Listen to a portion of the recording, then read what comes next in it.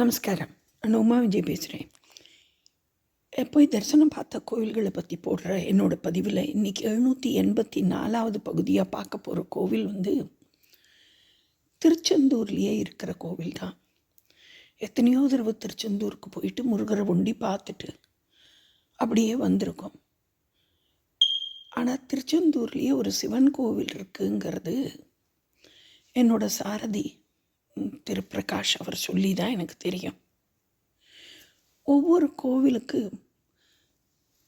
போகும்போதும் ஏதோ ஒரு உந்துதல், ஏதோ ஒருத்தர் காரணமாக இருக்கா, ஏதோ ஒரு விஷயம் காரணமாக இருக்குது. ஒரு கோவிலுக்கு போனது ஒரு ட்ரெயின் கேட்டு போட்டபடியா, அங்கே கேட்டு போட்டு ரொம்ப நேரம் ஆச்சேன்ட்டு பார்த்துட்டு இருந்தபோது கோபுரம் தெரிஞ்சு ஒரு கோவிலுக்கு போயிருக்கேன். ஒரு தடவை ஆடுகளுக்கெல்லாம் பழம் வாங்கி தரலான்ட்டு கொடுக்கும்போது தான் வீரபத்ரர் கோவிலை பார்க்குற வாய்ப்பு கிடச்சிது. அதே மாதிரி சிவராத்திரி போது பாட்டு சத்தம் ஒலி கேட்டு, சிவனோட பாட்டு கேட்டு, அந்த பாட்டு வந்த திசையை தேடி போய் சிவாலயங்களை பார்க்குற பாக்கியம் கிடச்சிது. அந்த மாதிரி இந்த கோவிலையும் இவர் பிரகாஷ் என்னோட சாரதி அவர் சொல்லி தான் இந்த கோவிலுக்கு போகிறோம். திருச்செந்தூருக்கு அந்த பஸ்ஸிலெல்லாம் போகிறவான்னாக்க அந்த வெளியில் நிறுத்துகிற இடத்துக்கிட்டேயே இருக்கிறது தான், இந்த டவுன் பஸ்லாம் நிறுத்துகிற இடத்துக்கிட்டேயே இந்த கோவில் இருக்குது அப்படின்னு சொன்னால், நாங்கள் போனது திருச்செந்தூர் சுவாமியை பார்த்துட்டு அங்கேருந்து ஒரு 500-600 மீட்டர் நடக்கிற தூரத்தில் இருக்கிற கோவில் தான் இது. இது வெளியிலேருந்து பார்த்தேன்னா உங்களுக்கு கோவில் மாதிரியே இருக்காது. 2 பக்கமும் கடைவீதிகளோட ஒரு மண்டபத்துக்குள்ளே நடந்தோன்னா கடைவீதி. இந்த மாதிரி நிறைய இடங்களில் பார்த்துருக்கோம். நிறைய கடைவீதிகள் மண்டபத்தில். இப்போ நம்ம சமயபுரம் போனால் கூட வெளியிலெல்லாம் கோவில் மண்டபம்தான், ஆனால் 2 பக்கமும் கடைகள்லாம் இருக்கும். அந்த மாதிரி தான் இந்த ஊர்லேயும் கோவில்கள் கடைகள்லாம் இருந்தது. அந்த கடை வீதிகளை பார்த்துட்டு போகும்போது ஒரு 40-50 வருஷம் முன்னாடி திருச்செந்தூரில் இப்படி தான் கடை வீதிகளோடு இருக்கக்கூடிய மண்டபத்தை தாண்டி அங்கே யானை எல்லாம் இருக்கும். அந்த யானையெல்லாம் பார்த்துட்டு தான், யானையை பார்த்துட்டு அதுக்கப்புறமா தான் உள்ள கோவிலுக்கு நடந்து போயிருக்கோம். இப்போ திருச்செந்தூர் அடியோடு மாறிடுது. இப்போ இந்த கோவிலுக்கு வரலாம். இந்த கோவில் சிவன் கோவில், ஆனந்தவல்லி அம்பாள் சமேத சிவகொழுந்தீஸ்வரர் கோவில் அப்படின்னு சொல்லி. இந்த கோவில் ஆதி காலத்தில், அதாவது இப்போ இருக்கக்கூடிய திருச்செந்தூர் முருகர் கோவிலை ஆண்டிகள்லாம் சேர்ந்து கட்டின கோவில்னு சொல்லி சொல்லப்படுறது. அந்த கோவில் கட்டிய ஒரு 3000 வருஷம் இருக்கும். அதுக்கும் முந்தின பழமையான கோவில் இந்த கோவில். காத்தால 5 மணிக்கு நட திறக்கிறா, 11 மணிக்கு நட சாத்திடுறா. அதுக்கப்புறம் திருப்பி சாயங்காலம் 4 மணிக்கு திறந்து 7 மணிக்கு மூடிடுறா அப்படின்னு கேள்விப்பட்டேன். திருச்செந்தூர் கோவிலில் கொடுக்கக்கூடிய அந்த பன்னீர் இலையில் விபூதி கொடுப்பா இல்லையா, அதெல்லாமும் இந்த கோவில்லேருந்து தான் போகிறது அப்படின்னும், எப்படி சிக்கலில் வேல் வாங்கிறது, கந்தசஷ்டி போது சூரசம்ஹாரத்துக்கு முன்னாடி சிக்கல் முருகர் வேல் வாங்குவார் அம்பாள் கிட்ட, வேல் நெடுங்கண்ணி அம்பாள்கிட்டேந்து. அப்போ முருகனுக்கு வேர்த்து இன்றைக்கும் நடக்கிறது. அந்த மாதிரி இந்த கோவில்லையும் திருச்செந்தூரில் சஷ்டி ரொம்ப பிரமாதமாக நடக்கும். சூரபத்ம வதம் இங்கே சிறப்பாக இருக்குங்கிறது எல்லாருக்குமே தெரியும். ஒரு பாட்டில் கூட சொல்லுவா, வந்திருக்கிற ஜனங்களோட தலை கடல் அலையா தலையான்ட்டு தெரியலங்கிற மாதிரி வரும். அந்த மாதிரி இருக்கக்கூடிய திருச்செந்தூரில் அந்த சூரபத்மனை வதம் பண்ணுறதுக்கு முன்னாடி இந்த கோவிலில் சுவாமி முருகர் வேலை வாங்கிட்டு போகிறது ஐதீகம் நடக்கிறது அப்படின்னும் இந்த கோவிலுக்கு போனதுக்கப்புறம் தான் எனக்கு தெரிஞ்சது. இந்த கோவிலை சாதாரணமாக அங்கே இருக்கிறவா, உள்ளூரில் இருக்கிறவா டவுன் கோவில்னு சொல்கிறா. இல்லாட்டி மேல கோவில்னு சொல்கிறா. இது வந்து சன்னதி தெருவிலேயே இருக்குது அப்படிங்கிறதும். இப்போ இந்த கோவிலோட எதுக்கு சூரபத்மனுக்கு இங்கே வதம் நடக்கிறது அப்படிங்கிற விவரத்தை பற்றி கொஞ்சம் தெரிஞ்சுன்ட்டு இந்த கோவிலை பற்றியும் இன்னும் கொஞ்சம் சொல்கிறேன். அதாவது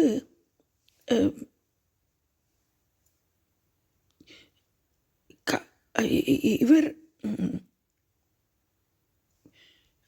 பிரஜாபதி அவர் வந்து என்ன பண்ணுறார், பிரஜாபதிங்கிற தக்ஷனுக்கு வந்து 24 பெண் குழந்தைகள் பிறக்கிறதாம். அந்த 2 மனைவி அவருக்கு, அவ மூலிமா அவருக்கு 24 பெண் குழந்தைகள் பிறக்கிறதாம். அந்த 24 பெண் குழந்தைகளில் 13 பெண் குழந்தைய வந்து சப்த ரிஷிகளில் ஒருத்தரான காஷ்யப ரிஷிக்கு அவர் கல்யாணம் பண்ணி கொடுக்குறார்.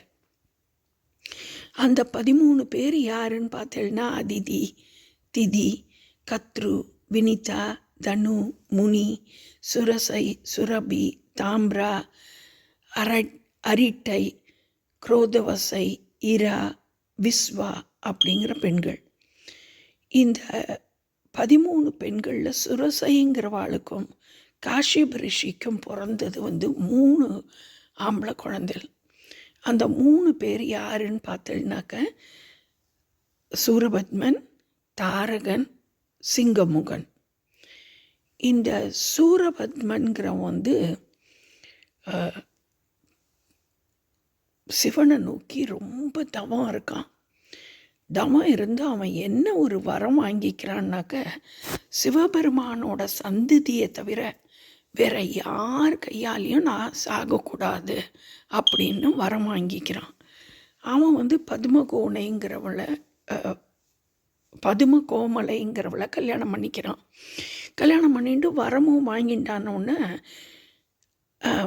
அவன் வரம் வாங்கிட்ட நேரத்தில் என்ன ஆறுதுன்னாக்க, இந்த பிரஜாபதி தக்ஷன் இருக்கார் இல்லையா, அதாவது இவனோட தாத்தா, இவனோட அப்பா காஷ்யபர், அவரோட மாமனார் தக்ஷனுக்கு 24 பெண் குழந்தைகள்னு சொன்னேன். 13 பேர் தான் காஷ்யபுரம் கல்யாணம் பண்ணிக்கிறா. அதில் இன்னும் ஒரு பெண், அந்த பொண்ணோட பேர் வந்து சதின்னு பேர். அந்த சதிங்கிறவா வந்து சிவனையே கல்யாணம் பண்ணிக்கிறா. அது வந்து இவருக்கு பிடிக்கல, அவள் அப்பாவுக்கு பிடிக்கல, தக்ஷனுக்கு பிடிக்கல. அதனால் அந்த பொண்ணு அவர் வந்து கொஞ்சம் அவமரியாதை பண்ணுறார். அதுக்கப்புறமா தக்ஷன் வந்து ஒரு யாகம் வளர்க்குறார்.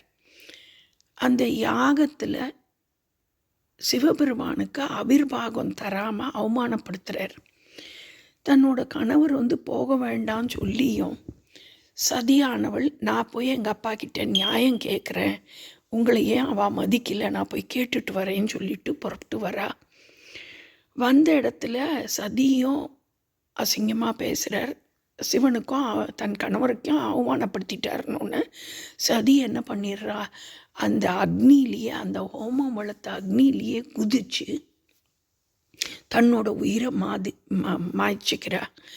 இது தெரிஞ்ச உடனே தான் சிவன் அங்கே வந்து ருத்ர தாண்டவம் ஆடுறார்.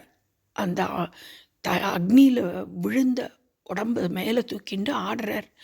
அவரோட அந்த தாண்டவத்தை உக்ரகமாக இருக்கிறத பார்த்து அவரை சாந்தப்படுத்துறதுக்கு ஒருத்தரும் மகாவிஷ்ணு தன்னோட சங்கு சக்கரத்தினால அந்த உடலை வெட்டி போடுறார்.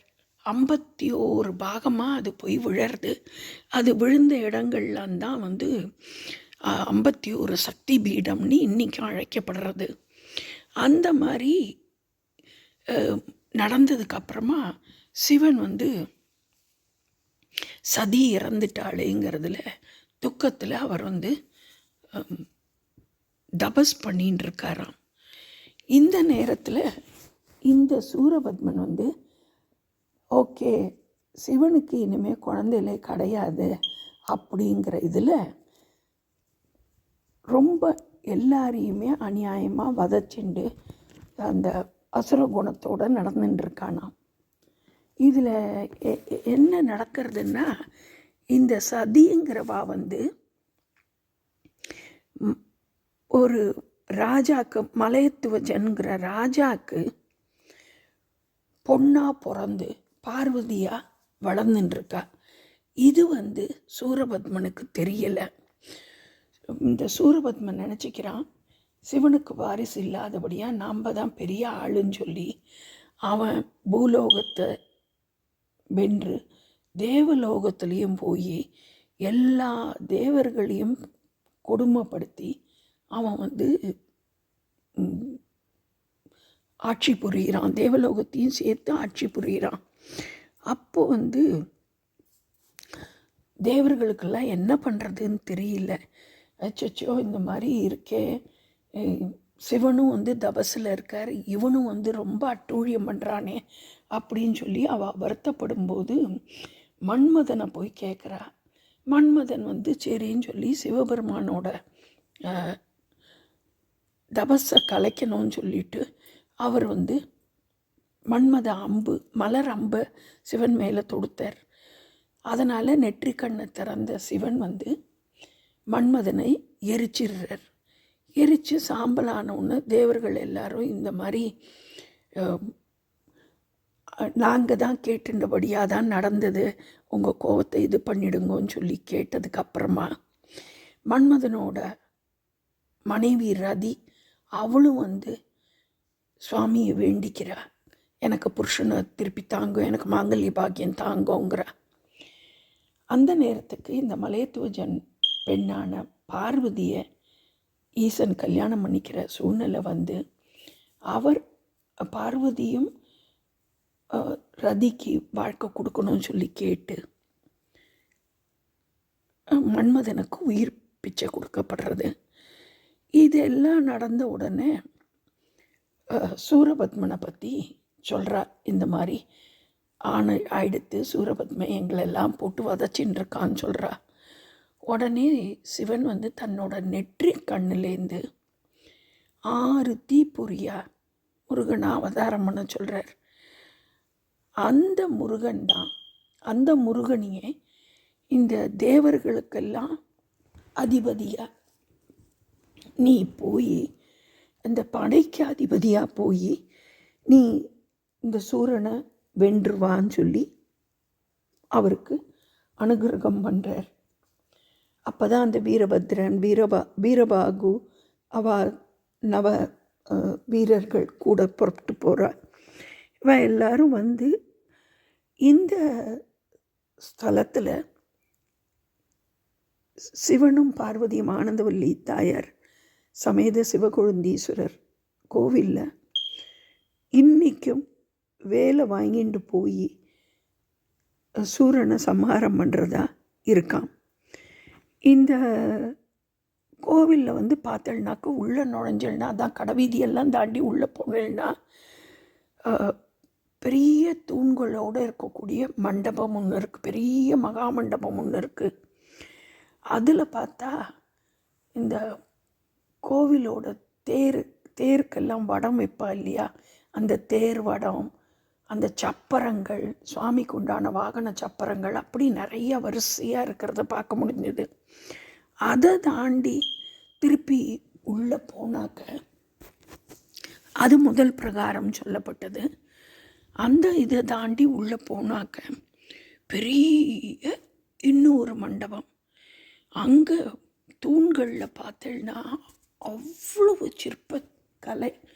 இந்த சோழர் காலத்தில் பார்த்துருக்கோம், இந்த பாண்டிய நாட்டில் திருநெல்வேலியில் அந்த கிருஷ்ணாபுரம்ங்கிற ஊரில் இருக்கக்கூடிய பெருமாள் கோவிலில் பார்த்த சிற்பங்கள் மாதிரி இங்கேயும் எக்கச்சக்கமான சிற்பங்கள், ஒவ்வொன்றுத்தையும் பார்த்துட்டே இருக்கலாம் போல இருக்குது.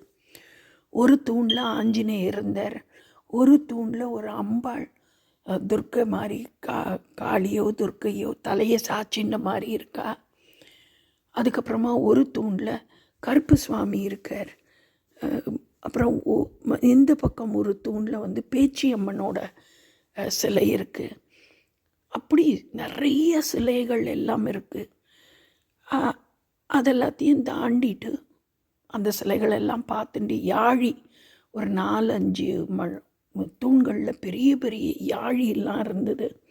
அதெல்லாத்தையும் தாண்டி உள்ளே போனோம்னாக்க அங்கே திருச்செந்தூர் மதுரையிலேருந்து போகும்போது கங்கை கொண்டான்ங்கிற ஊரில் எப்படி மேலே ஏறி சுவாமி இருப்பாரோ அதே மாதிரி இங்கே தரையில் இல்லாமல் ஈசன் மேலே ஒசரத்தில் நமக்கு சிவகொழுந்தீஸ்வரராக காட்சி தரார். இந்த சிவகொழுந்தீஸ்வரர் கோவிலை பற்றி வரலாறுன்ட்டு நிறைய தெரியலை. ஆனால் கேள்விப்பட்ட வரைக்கும் என்னன்னாக்க, முதல்ல சிவகொழுந்தேர்னு ஒரு செட்டியார் இருந்தாராம். அவர் உளுந்து வியாபாரம் செஞ்சுட்டு இருந்தாராம் அந்த காலத்தில். ஒரு தடவை இந்த பக்கம் வந்துட்டு இந்த கோவிலில், இந்த இடத்துல கோவில் கிடையாது, இந்த இடத்துல அவரோட உளுந்து மூட்டைகள் எல்லாத்தையும் வச்சுட்டு போயிட்டு வரேன்னு சொல்லிட்டு எங்கேயோ போயிட்டு வரேன்ட்டு போகிறாராம். போனவர் திருப்பி வரவே இல்லையாம். ரொம்ப நாள் ஆயிடுத்தான். அப்போது ஊர் ஜனங்கள்லாம் ஐயோ அந்த உளுந்தெல்லாம் கெட்டு போயிட போகிறது, நம்ம எடுத்து அதை வியாபாரம் பண்ணிக்கலாம் இல்லை உபயோகப்படுத்தின்ட்டு அவர் வந்தார்னா அதுக்கு உண்டான பணத்தை அவர் கொடுத்துடலான்னு சொல்லிட்டு போய் அந்த உளுந்து மூட்டைகளை திறந்து பார்க்குறாளாம். திறந்து பார்த்தா உளுந்து மூட்டையில் உளுந்து இல்லாமல் தங்கமும் வைரமும் வைடூரியங்களும் அப்படி கொட்டி கிடந்ததான். அதனால் அதை எடுத்து அவர் அந்த செட்டியார் பேர்லேயே பெரிய கோவிலாக கட்டி அந்த பணத்தை வச்சு கோவில் கட்டி, அந்த செட்டியார் சிறந்த சிவபக்தராக, அதனால் இங்கே ஒரு ஈசனுக்கு ஒரு கோவிலை கட்டி அந்த கோவிலில் இருக்கக்கூடிய சுவாமிக்கு அந்த செட்டியாரோட பேராகவே சிவகொழுந்தீஸ்வரர் அப்படின்னு பேர் வச்சிருக்கா அப்படின்னு சொல்லி சொல்லப்படுறது. இங்கே பார்த்தோம்னாக்க திருச்செந்தூரில் நடக்கக்கூடிய இந்த மாசி மாதத்தில் நடக்கக்கூடிய விசேஷங்கள், அதுக்கப்புறமா ஆவணி மாதத்தில் பச்சை சாத்துறதுன்னு சொல்லி சாத்துவா, அதெல்லாம் முருகனுக்கு சண்முகருக்கு நடக்கும். அதெல்லாமும் அங்கேருந்து சுவாமி இங்கே சப்பரத்தில் இந்த இடத்துல தான் பச்சை சாத்தி சுவாமி போவார். அதே மாதிரி இங்கே தேர் திருவிழா போது திருச்செந்தூர் சண்முகரை சுற்றி வரும்போது இங்கே இந்த கோவிலை சுற்றி தான் தேரே ஓடி போகும் அப்படிங்கிறதெல்லாம் இங்கே போனதுக்கப்புறம்தான் தெரிய வந்தது. இவ்வளோ விசேஷங்கள் இருக்க கோவில் திருச்செந்தூருக்கு லட்சக்கணக்கான பேர் வந்துட்டுருக்கா. அதில் ஒரு பங்கு வந்தால் கூட இந்த கோவிலை பற்றி தெரிஞ்சுக்கலாம். என்ன மாதிரி எத்தனையோ வருஷங்கள் கோவிலுக்கு போனவாளை கூட தெரியாத இருக்கிற மாதிரி இந்த கோவில் நிறையா பேருக்கு தெரியாமல் இருக்க போகிறதுங்கிறதுனால தான் இந்த வீடியோவை நான் போடுறேன்.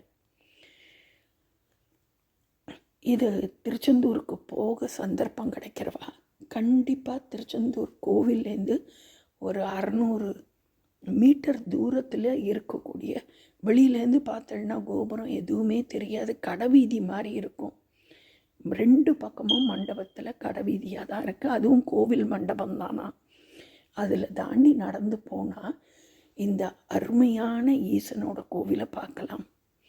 ரொம்ப அமைதியாக இருக்குது, ஆரவாரம் இல்லாமல் கூட்டம் இல்லாமல். இங்கே பிரதோஷ கால பூஜைகள், சுவாமிக்கு ஏற்ற மாதிரி நந்தி பகவான் இருக்கார்.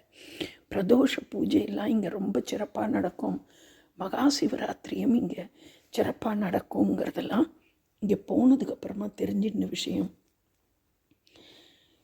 இந்த வீடியோ பிடிச்சிருந்ததுன்னா லைக் பண்ணுங்க, கமெண்ட் பண்ணுங்க, ஷேர் பண்ணுங்க. நமஸ்காரம்.